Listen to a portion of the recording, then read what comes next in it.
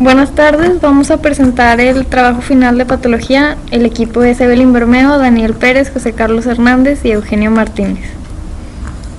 El caso 1 era una mujer de 32 años de edad con historia clínica de regurgitación gastroesofágica en control. Se practica endoscopia posterior a tratamiento y se descubre la lesión mostrada en las fotografías. Nuestro diagnóstico fue un papiloma escamoso esofágico. En cuanto a la patogénesis, encontramos que había dos teorías. Una es por la inflamación crónica debido a esofagitis por reflujo, más comúnmente en el tercio esofágico medio o inferior, y la otra era por un virus del papiloma humano. Esta teoría se localiza, la lesión se localiza generalmente en el tercio superior del esófago y las lesiones se llaman condilomas. Del lado derecho hay una foto panorámica del caso.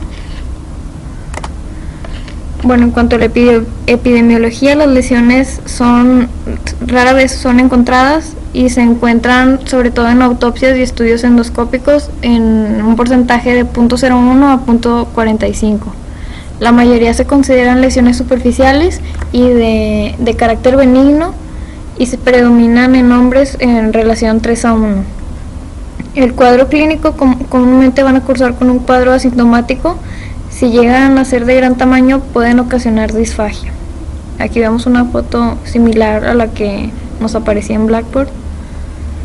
Y bueno, aquí ya pasando con lo que nos pedía la práctica, nos pedía delimitar la lesión. Aquí está delimitada con rayas rojas. Los tallos fibrovasculares los marqué en verde, son los círculos y las flechas.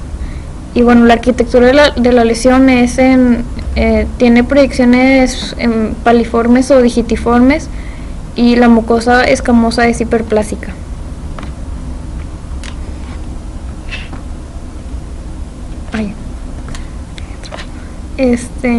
Aquí nos pedía señalar hiperplasia de la capa basal. Aquí se ve más comúnmente, se ve mejor en esta área, pero se puede ver en todos los tallos fibrovasculares que ya había mencionado que delimité con líneas verdes y flechas. Bueno, las células pseudocoilocíticas son las que aparecen del lado izquierdo, que estoy señalando aquí con flechas rojas. Estas se caracterizan porque tienen núcleos alargados e hipercromáticos en forma de pasa. No son en sí células realmente coilocíticas, sino pseudocoilocíticas debido a que no provienen de una infección por el virus del papiloma humano. Acantosis pues es el engrosamiento que está señalado aquí con líneas azules de todas las capas del epitelio. El edema intracelular señalado en estas dos fotos, y no encontramos ni invasión a la lámina propia ni signos de displasia. Como diagnóstico diferencial consideramos al carcinoma de células escamosas, pero a diferencia del papiloma, esta lesión tiene atipia nuclear, mitosis y un patrón infiltrante en nidos celulares que los vemos en la imagen del lado derecho. Y el caso similar de internet, bueno, vemos cómo están las proyecciones igual papilares y es que están rodeadas de epitelio escamoso. El caso 2 decía que durante un chequeo anual a un sujeto de 52 años, la endoscopía superior descubre en la región del fondo gástrico las alteraciones mostradas en la imagen. Estas son las imágenes que mostraba en Blackboard y nuestro diagnóstico fueron pólipos hiperplásicos de glándulas fúndicas. La patogénesis, bueno, pueden aparecer de forma esporádica o asociadas a un síndrome de poliposis adenomatosa familiar. También se ha sido asociado con la mutación del gen de la beta-catenina y no suelen asociarse a un componente displásico. La epidemiología, como ya dije, no suelen tener componentes displásicos, por lo que no son considerados como neoplásicos. Pueden ser múltiples por el síndrome de poliposis adenomatosa familiar o solitarios relacionados también a un síndrome. Se ha descrito su asociación al tratamiento continuado con inhibidores de la bomba de protones y mencionaba que si se retira este tratamiento va a haber una regresión de la lesión. El cuadro clínico van a ser asintomáticos, pero pueden ser relacionados con síntomas de malestar estomacal como vómito, náusea y dolor. Bueno, aquí ya pasamos a la imagen de Blackboard. Señalado con puntitos rojos están las glándulas anormales que están muy dilatadas y están formadas de células principales y parietales porque estamos en la región fúndica. Aquí nos pedía señalar una célula parietal. Aquí la vemos con flechas rojas. Son todas las células que están con citoplasma más oscuro, con tinción más oscura, y las células principales están señaladas con flechas rojas que se ven casi como blancas, transparentes. Las características de las células parietales, bueno, tienen forma de huevo estrellado, son unas células ovales con un núcleo central y secretan ácido clorhídrico. Bueno, el área no afectada está delimitada aquí con línea verde, que vemos la diferencia entre las glándulas normales y las glándulas que están muy dilatadas. Las células parietales y principales las obtuvimos de las glándulas que estaban normales, porque no, a diferencia de las glándulas dilatadas, aquí se aparecen las células un poco aplanadas, las normales se ven más gorditas y más grandes. Bueno, las células fobulares que están en toda la parte de arriba de la lesión, no les encontramos anormalidades y tienen infiltrado leucocitario escaso. El diagnóstico diferencial, un pólipo inflamatorio que se caracteriza por criptas tapizadas por epitelio hiperplástico que forman dientes como de sierra, y hay ausencia de cambios displásicos. Aquí en la imagen podemos alcanzar a ver los dientes de sierra. Y el caso similar de internet, bueno, aquí vemos igual las glándulas superdilatadas que tienen las células que están rodeadas de células parietales y principales, y no se asocian a componentes inflamatorios ni fenómenos de ulceración. El caso 3 es una mujer de 43 años, es intervenida para resección ileocólica y desde hace 4 años está presentando cuadros repetidos de diarrea y constipación asociados a dolor abdominal, distensión y ocasionalmente melena. El TAC de abdomen con doble contraste revela estenosis del ilion terminal con irregularidad en la mucosa, y aquí está la resección quirúrgica y el TAC. Nuestro diagnóstico fue enfermedad de Crohn. En cuanto a la patogénesis, bueno, las causas no son bien conocidas, es idiopático y se considera como un trastorno autoinmunitario.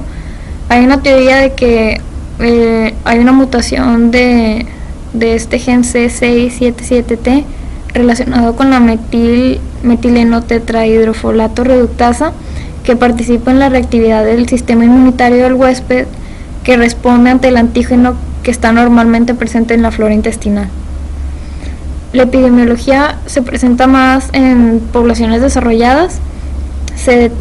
Hay un pico de detección en la segunda y tercera década de vida, así como un pico más tarde que está entre los 60 y 70 años. Las mujeres presentan una mayor afectación que los hombres, y los individuos blancos judíos tienen también mayor prevalencia a presentarlo. El tabaco está considerado como un factor de riesgo importante en esta epidemiología. Y en cuanto al cuadro clínico, pues es muy variable.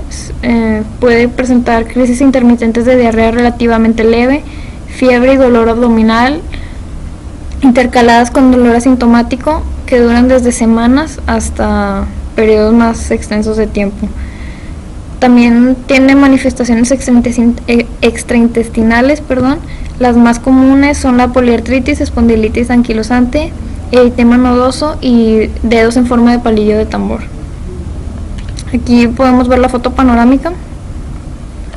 Ya acercándonos podemos ver cómo la glándula se ve como ramificada, no tiene una organización normal.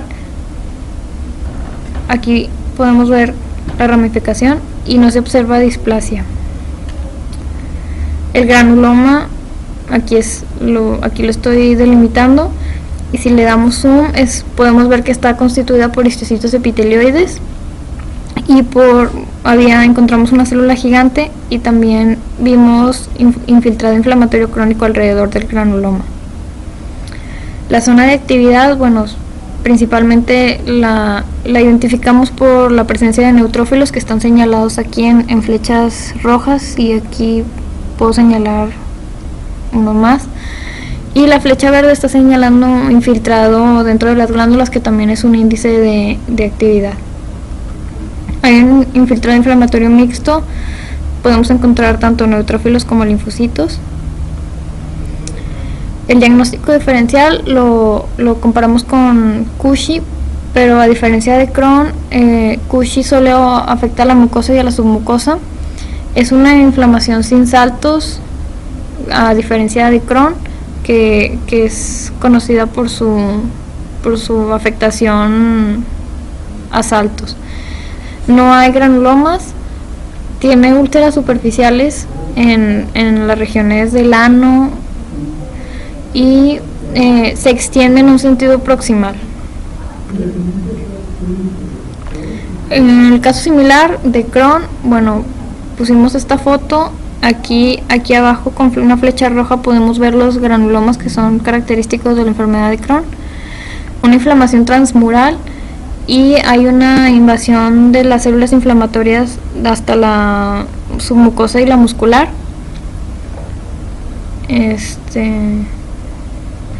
Podemos ver aquí también una célula gigante y los linfocitos que están rodeados con una línea verde.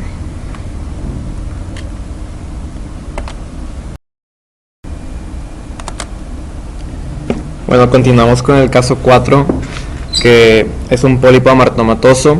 Es un caso de poliposis juvenil. El caso dice: niño de 6 años de edad sometido a endoscopia de colon por un episodio de sangrado rectal post evacuación. Se descubre tumor rectal. Empezamos con, ¿qué es un pólipo amartomatoso? Estos aparecen esporádicamente y en el contexto de varios síndromes genéticamente determinados. Los amartomas son proliferaciones tumorales compuestas por tejidos maduros que se presentan normalmente en el lugar en el que se desarrollan. En el caso de los pólipos juveniles, estos aparecen comúnmente en niños menores de 5 años de edad y son malformaciones focales del epitelio de la mucosa y la lámina propia. Pueden ser esporádicos o sindrómicos, y las personas con síndrome de poliposis juvenil, como es este caso, suelen presentar entre 3 y más de 100 pólipos amartomatosos. Estas personas con dicho síndrome tienen mutaciones en los genes SMAD4 y BMP-R1A. La mutación del SMAD4 ocurre, este gen se localiza en el cromosoma 18, y también se ha asociado otro gen que han descubierto, el PTEN, en el cromosoma 10. Estos pólipos se llaman erróneamente pólipos inflamatorios cuando aparecen en adultos, y cuando están en el síndrome de pólipo juvenil, pero que son lesiones solitarias, también se pueden llamar pólipos de retención. Aquí vemos lo que había mencionado antes: la mayoría se presenta en niños menores de 5 años de edad. Al ser vistos en una endoscopía se observan de color rojo brillante, y los síntomas que presentan más comúnmente el principal y el más importante es la hemorragia rectal, pero también en algunos casos se puede producir el prolapso y el pólipo hace protrusión a través del esfínter anal. Las malformaciones arteriovenosas pulmonares son manifestaciones extraintestinales del síndrome de poliposis juvenil. La poliposis juvenil también puede ocasionar pólipos en el intestino grueso, delgado y estómago. Usualmente, otros síntomas que también se pueden presentar debido a pólipos colorectales son el sangrado, diarrea, cólicos abdominales y la anemia. El diagnóstico diferencial se realiza Bueno, es que este pólipo juvenil se puede confundir con pólipos hiperplásticos, un prolapso mucoso, un adenoma tubular, un pólipo solitario amartomatoso de Peutz-Jeghers o un pólipo reactivo inflamatorio. Sin embargo, aquí podemos observar que las características principales del pólipo juvenil esporádico es que al aspecto microscópico, se observan glándulas quísticas prominentes que están dilatadas y llenas de moco. También no hay músculo liso en la lámina propia de los pólipos. Puede presentarse en cualquier parte del colon y, como ya mencionamos, es más común en niños de 5 años, menores de 5 años y sin ninguna otra alteración gastrointestinal. Aquí podemos ver otras características. Y se diferencia, por ejemplo, del pólipo de Peutz-Jeghers porque sí tiene músculo liso prominente dispuesto en manera de fajas o ramilletes, o por ejemplo de un adenoma tubular que la dilatación quística usualmente no es prominente, al igual que el estroma inflamado no es prominente usualmente, o por ejemplo el pólipo hiperplásico. Lo mismo, la dilatación quística no es prominente y las glándulas están dispuestas verticalmente y no son complejas o irregulares, como en el caso aquí del pólipo juvenil esporádico. Como el pólipo reactivo, bueno, se encuentra más asociado a enfermedades como la enfermedad inflamatoria intestinal y diverticulitis. Aquí tenemos el aspecto panorámico de la laminilla. Al micro se observan espacios quísticos como los que estoy aquí señalando, los cuales al acercarnos nos revelan que están llenos de mucina y restos inflamatorios. Aquí hay otro y aquí hay otro. Se nos pedía que señaláramos la zona de ulceración con tejido de granulación y bueno, esta zona es la que estoy señalando aquí con el mouse, es la parte superior de la laminilla del corte. Y aquí podemos observar los componentes del tejido de granulación, que bueno, aquí hay angiogénesis y tejido conectivo en esta parte. La angiogénesis señalada con el círculo rojo. Asimismo se nos pedía que señaláramos las características de las glándulas. Como ya he dicho, estos casos al micro se observan espacios quísticos característicos evidentes al corte. Estos espacios quísticos nos revelan que están rellenos de mucina, de moco, como podemos ver aquí, y también de restos inflamatorios. La lámina propia se caracteriza por tener un infiltrado inflamatorio mixto. Aquí tenemos una foto con menor acercamiento y aquí con estas dos con más acercamiento, donde podemos ver el infiltrado inflamatorio de los neutrófilos identificados con un círculo de color rojo alrededor de ellos, y los linfocitos aquí señalados con las flechas. También se nos pedía que señaláramos si había o no glándulas con cambios adenomatosos. Aquí tenemos la foto con menor acercamiento y aquí ya con mayor acercamiento. Decidimos que no había tal elemento, ya que por ejemplo los núcleos aquí todavía se conservan en la periferia. Las glándulas tienen un aspecto regular. Los núcleos no tienen aspecto de cigarrillo, entre otras cosas que nos indican que no hay cambios adenomatosos.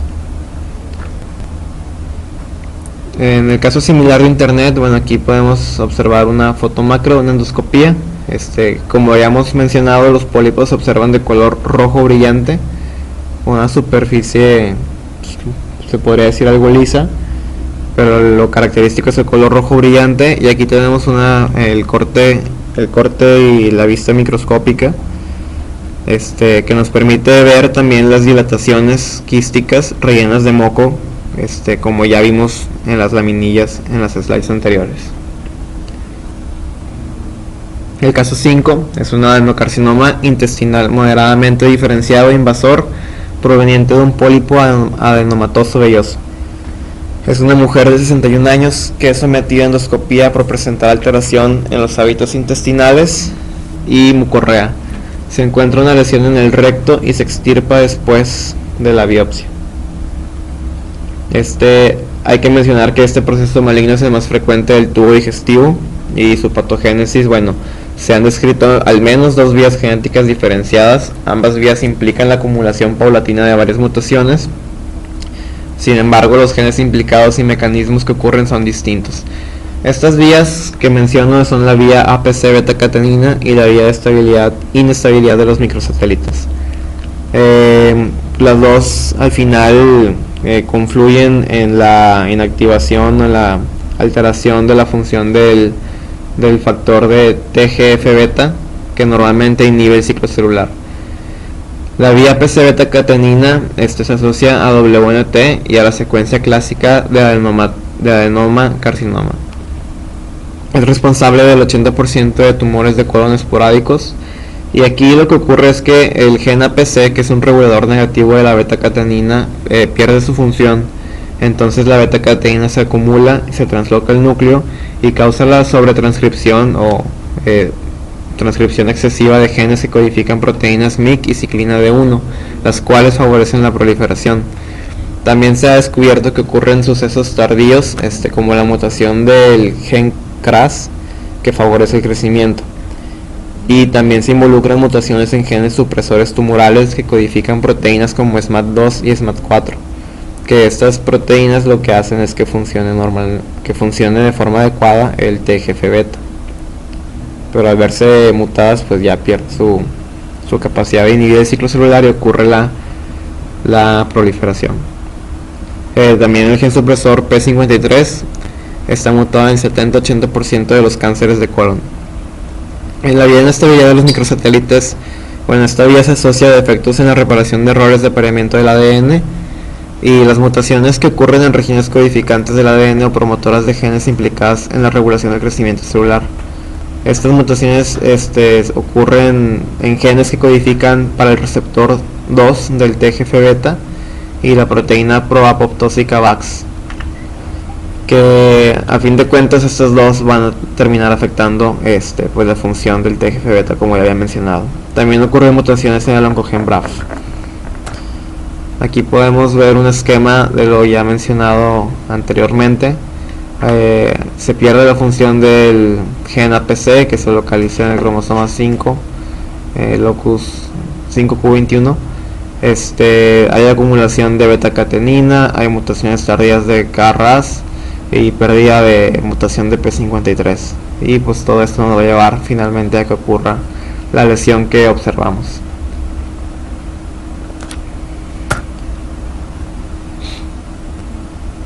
La epidemiología, adenocarcinoma es más común ya en la gente mayor, en hombres, ligeramente afecta más a hombres entre 60 y 70 años de edad. Se relaciona esta enfermedad con una baja ingesta de fibras vegetales e ingesta rica en hidratos de carbono refinados y grasas.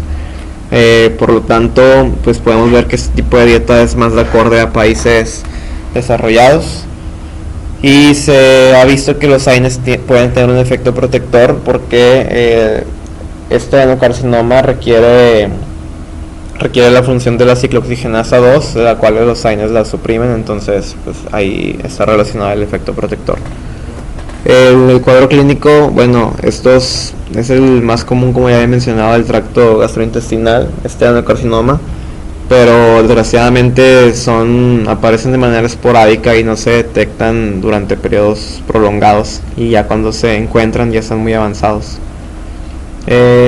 Los cánceres de ciego y colon derecho se estudian porque el paciente aparece con cansancio y debilidad por anemia ferropénica, y los cánceres colorectales izquierdos producen hemorragia oculta, cambios en los hábitos intestinales o dolores cólicos y molestias en el cuadrante inferior izquierdo. El hígado es la localización más frecuente de las lesiones metastásicas.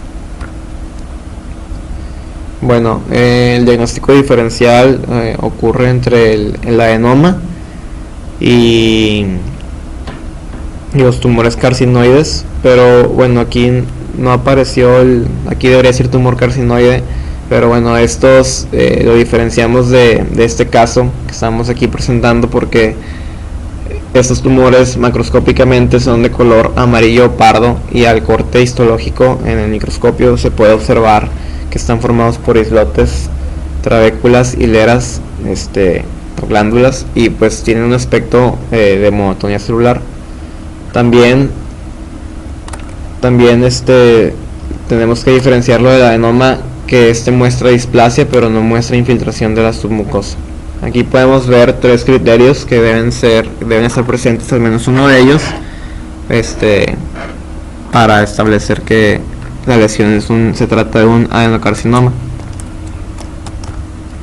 Aquí nada más déjenme completo.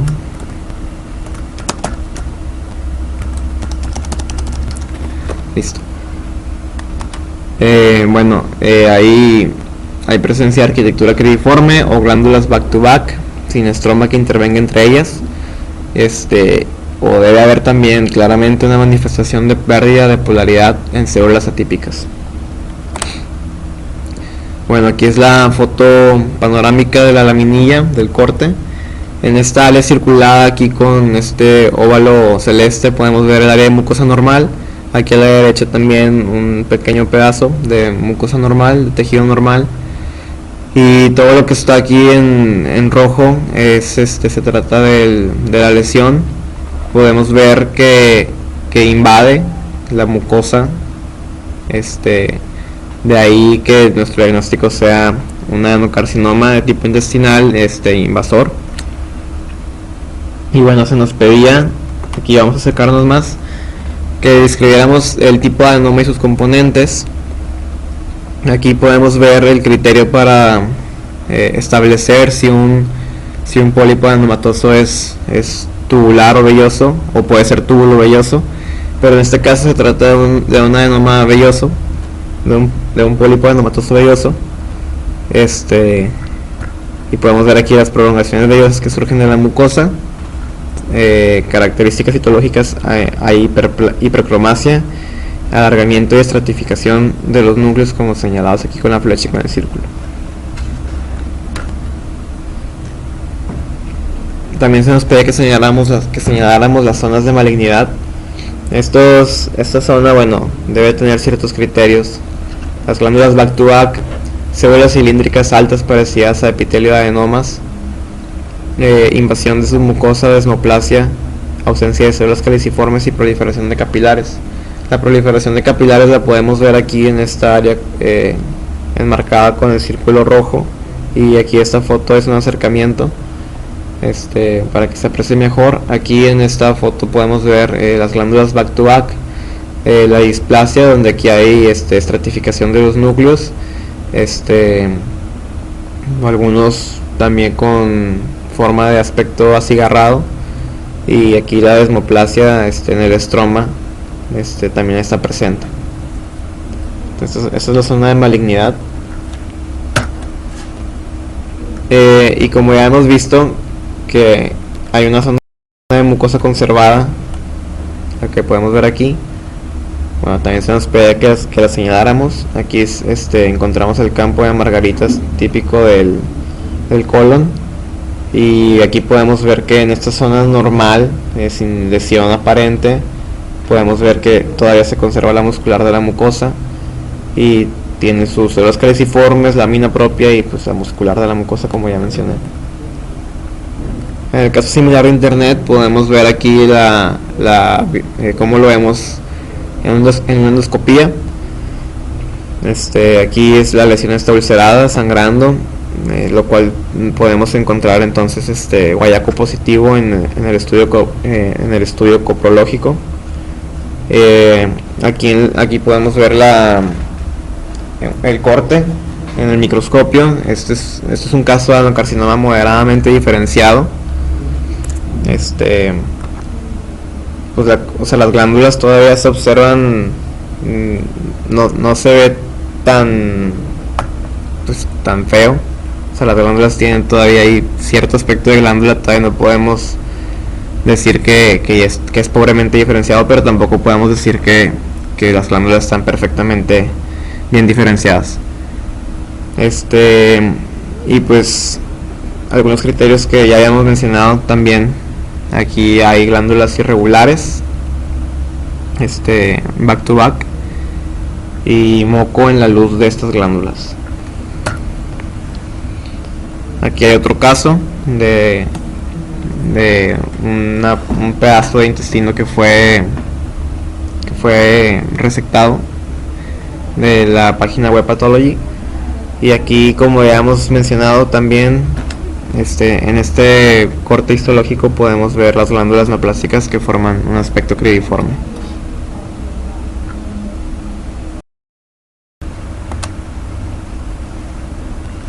En el caso 6, nuestro diagnóstico fue una pancreatitis aguda hemorrágica, y el caso era este.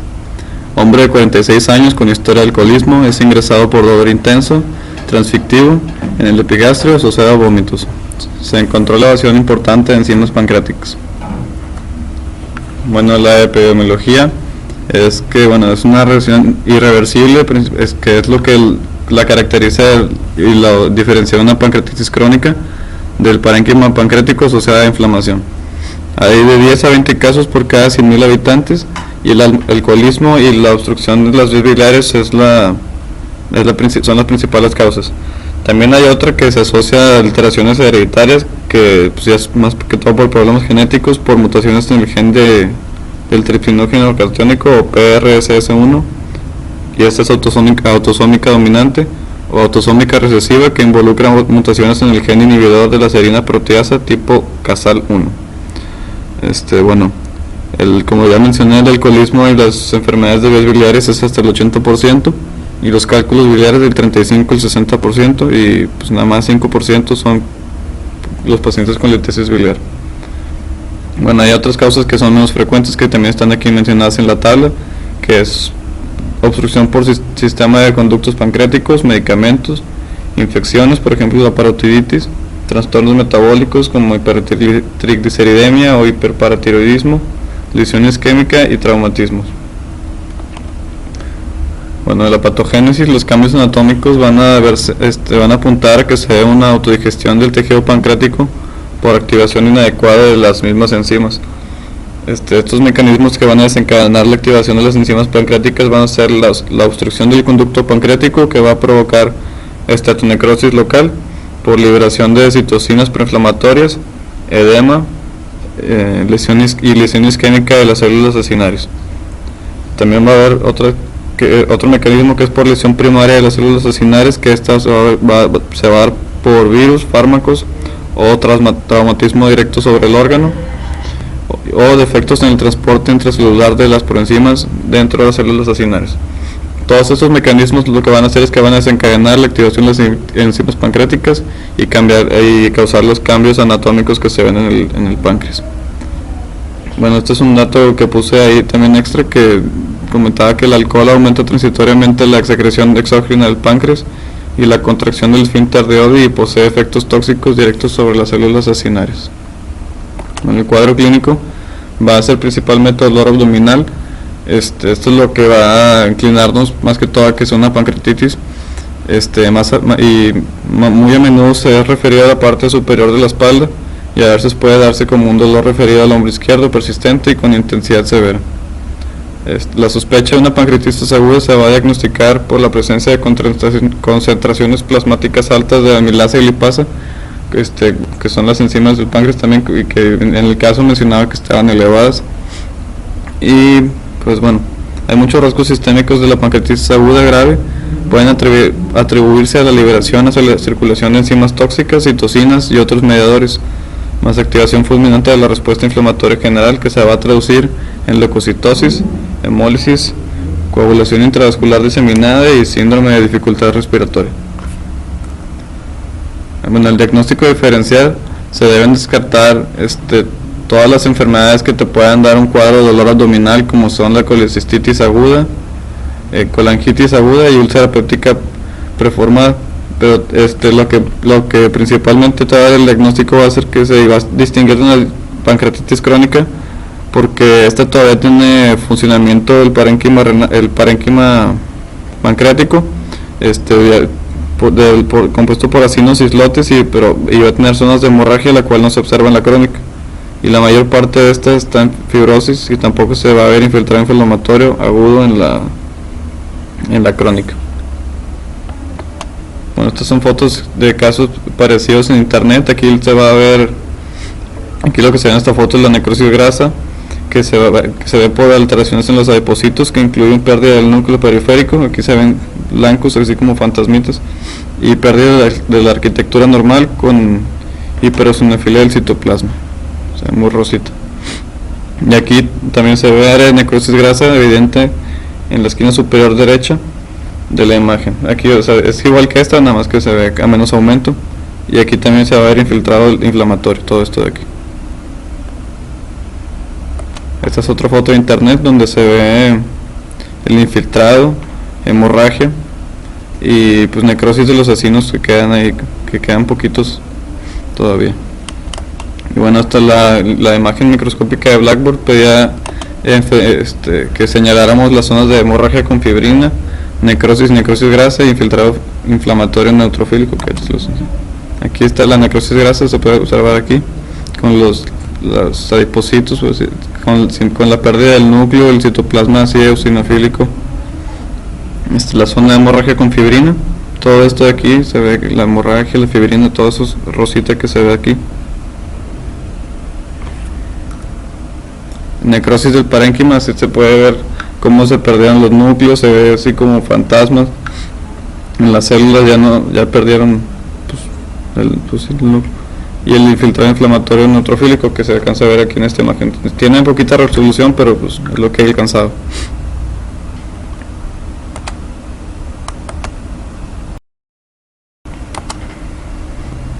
El caso 7,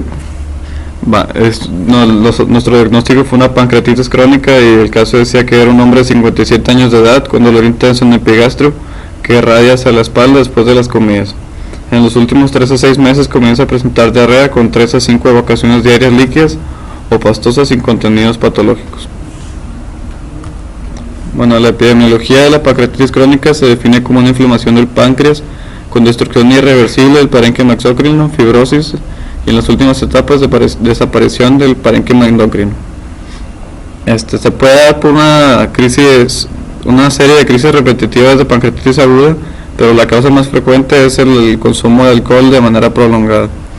Es más frecuente en hombres, y igual que la pancreatitis crónica aguda, hay otras causas que son también menos habituales, que ya sea por una obstrucción duradera del conducto pancreático por pseudoquistes, por la genética, que es por mutaciones del PRSS1 y SP1NK1, que es los mismos genes que están involucrados en la pancreatitis aguda, y mutaciones del gen CFTR, que es del de fibrosis quística. Bueno, la patogénesis no se comprende del todo, aunque se ha planteado que la pancreatitis aguda pone en marcha una secuencia de fibrosis perilobular que distorsiona los conductos y altera las secreciones pancreáticas, y con el tiempo después de muchos episodios de pancreatitis aguda, esto va a desembocar una destrucción del parénquima pancreático con fibrosis. Otros procesos que están propuestos para la formación de la pancreatitis crónica son la obstrucción ductal por concreciones, efectos tóxicos y agresión oxidativa. Y bueno, el factor de crecimiento transformante beta y factor de crecimiento derivado de las plaquetas son los encargados de proporcionar la activación y proliferación de los miofibroblastos perecinares, que esto es lo que va a pasar, es que van a depositar colágeno y va a llevar a la fibrosis del parénquima. El cuadro clínico se va a presentar el paciente con dolor abdominal repetitivo, ya sea suave o persistente en el abdomen y espalda. Muchas veces es asintomática hasta que se desarrolla una insuficiencia pancreática y diabetes mellitus, ictericia o dispepsia, fiebre ligera y adelgazamiento y edema hipovolémico debido a la malabsorción que se da por la insuficiencia pancreática ya en estados más avanzados. Y los ataques que se desencadenan por el consumo de alcohol o de alimentos, o el empleo de opiáceos y otros fármacos que aumentan el tono del esfínter de Oddi. Bueno, el diagnóstico diferencial es descartar primeramente que no sea una pancreatitis aguda, que se va a diferenciar de la crónica por primeramente porque esta ya es un padecimiento que es irreversible y se va a observar fibrosis, no va a haber edema ni inflamación aguda como en la pancreatitis aguda. Un cáncer de páncreas, tanto en los síntomas, el dolor, la insuficiencia e incluso las imágenes en los primeros momentos son muy similares. Pancreatitis autoinmune y otras patologías que se presentan con dolor abdominal. Entonces aquí son las fotos parecidas de casos en internet, donde se observa aquí todo esto que es la fibrosis del páncreas, del parénquima del páncreas, con el tejido pancreático que le queda ahí todavía, los acinos que quedan.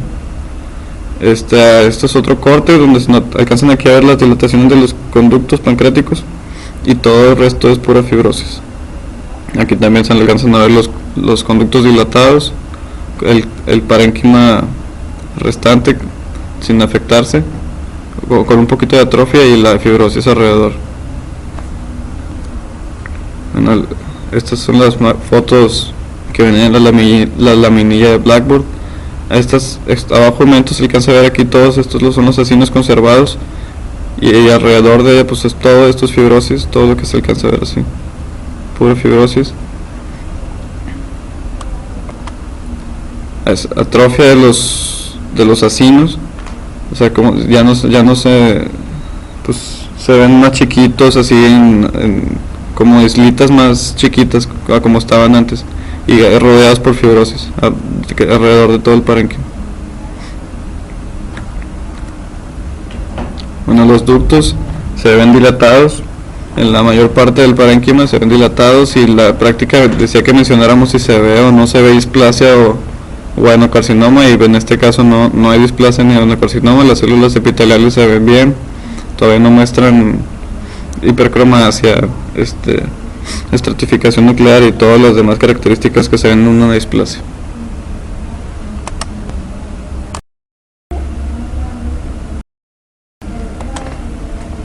Bueno, el caso 8 es una colelitiasis con hepatitis crónica activa. Y bueno, el caso es una mujer de 28 años de edad con diagnóstico previo de colelitiasis que desarrolla ictericia y fatiga de 3 días de evolución. El eco de abdomen muestra hígado difusamente ecogénico y aumentado de tamaño. Para investigar la posibilidad de cálculo impactado en colédoco es sometida a la laparoscopía, tomando al mismo tiempo biopsia en cuña del hígado. Bueno, la colelitiasis, hay 2 tipos de litiasis biliar y el 90% de ellas corresponde a cálculos de colesterol. El resto son cálculos pigmentados con sales cálcicas de bilirrubina. Y bueno, su prevalencia aumenta con la edad y las mujeres son más susceptibles por la influencia de estrógeno, como por anticonceptivos orales o en el embarazo. Puede ser adquirida o hereditaria, y en el caso de la hereditaria se debe a variantes en los genes ABCG5 y ABG2. Bueno, la hepatitis crónica se puede dar por la obstrucción del conducto colédoco, pero también puede ocurrir en la hepatitis vírica, que se asocia más al virus de la hepatitis C que al virus de la hepatitis B. Y esta diferencia se presenta con una elevación de las transaminasas y marcadores víricos. La hepatopatía alcohólica también puede presentarse como hepatitis crónica, pero además presenta cuerpos de Mallory y la fibrosis es más prominente. La reacción a distintos fármacos también puede provocar un caso similar, así como la isquemia. Bueno, en cuanto al cuadro histológico, se observa en esta imagen la esteatosis macrovesicular que se observa en la hepatitis crónica. En cuanto a los cordones, están en esta zona engrosados y se observa degeneración por balonización, que es esta parte que está aquí.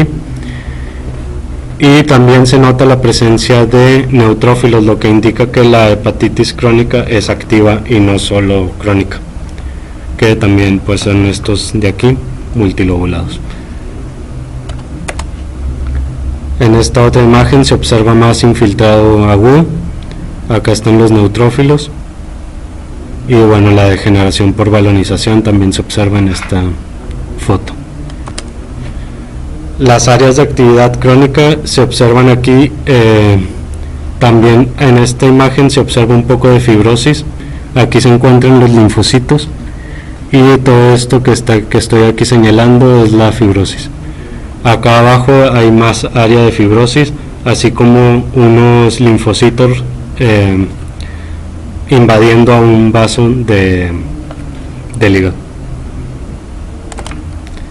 Bueno, el caso similar en internet es este. Aquí se observa un abundante infiltrado linfocítico, a diferencia de en las imágenes anteriores, y la necrosis de los hepatocitos aquí arriba. Aquí se observa cómo van quedando nada más los residuos de los hepatocitos.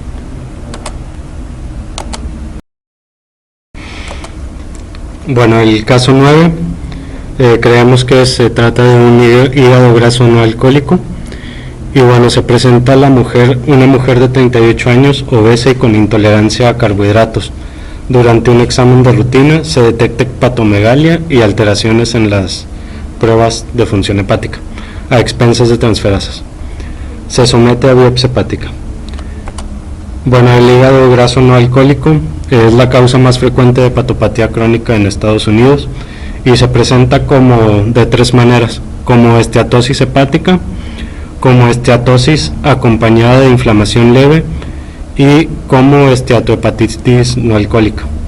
El 10 a 20% evoluciona una cirrosis, principalmente cuando se trata de una esteatohepatitis.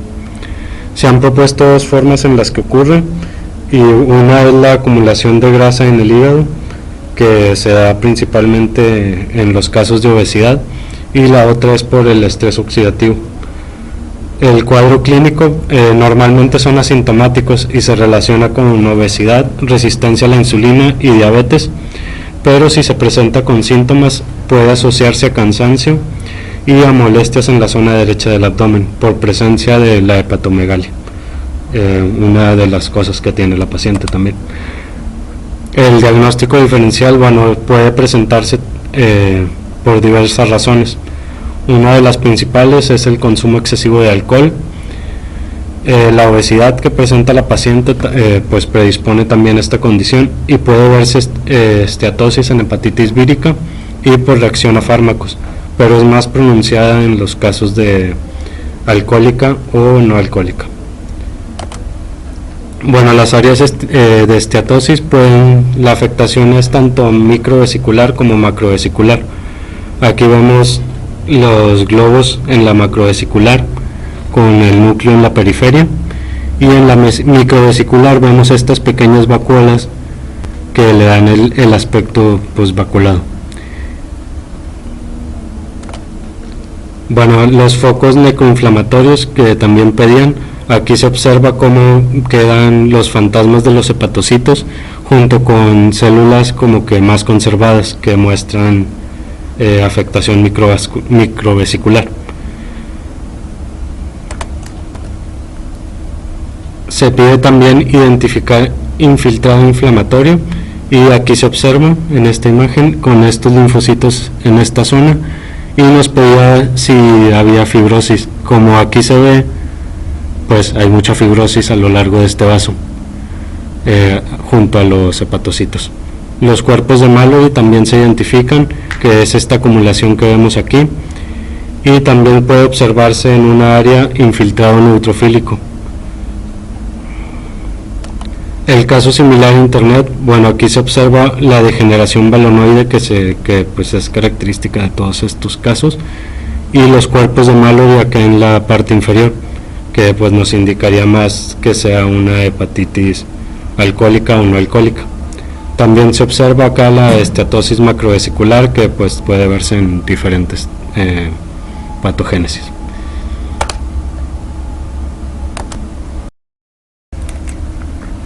Bueno, por último está el caso 10, que creemos que es una necroesclerosis hipertensiva. El caso es de un hombre de 50 años con diagnóstico de hipertensión arterial con mal control. Desarrolla accidente cerebrovascular y fallece, y se muestran ambos riñones.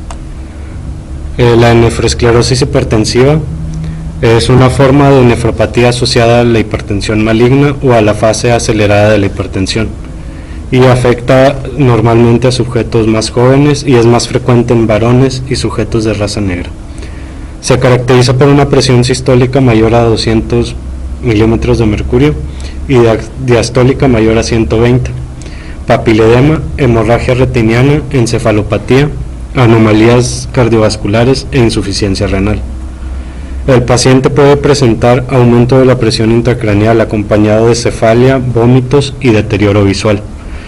En caso de crisis hipertensivas, es común que se presenten episodios de pérdida de la conciencia y convulsiones. Los mecanismos involucrados son daño vascular en los riñones, que aumenta la permeabilidad de los vasos a fibrinógenos y otras proteínas. También hay factores mitógenos como el PDGF, que causa hiperplasia del músculo liso en los vasos, y también se observa un aumento del sistema renina-angiotensina, que provoca un círculo vicioso que afecta al riñón, ya que la hipertensión se mantiene. Bueno, para el diagnóstico diferencial, pues dada la naturaleza del ataque cerebrovascular, se piensa que es maligna y no una hipertensión benigna. Bueno, en la histología se observa aterosclerosis hialina en esta imagen, que es toda esta acumulación de hialinosis. En cuanto a la técnica de Masson, se observa arterias con hiperplasia de la íntima con aspecto en capas de cebolla, que es esta hiperplasia que se observa aquí. La afectación, bueno, es difusa porque afecta a todos los glomérulos, y la esclerosis es global, ya que los glomérulos están enteramente afectados y no solo una zona de estos, como se observa aquí. Toda esta área en Masson azul es la que está afectando al glomérulo. Ya no se muestra conservada su estructura. En cuanto al infiltrado, bueno, se observa infiltrado mononuclear, que es todas estas células linfocíticas, y también se observan en los túbulos acumulación de proteínas, que son estas acumulaciones aquí en estos túbulos, y en algunos incluso ha llegado a obliterar, es decir, a cerrar la luz de los túbulos. El caso similar, aquí se observa con mayor detalle la hiperplasia de la íntima, es todas estas células, y todo, o sea, le dan este aspecto de aro de cebolla. Y bueno, la luz capilar de este vaso también está obliterada. Y pues es todo. Gracias.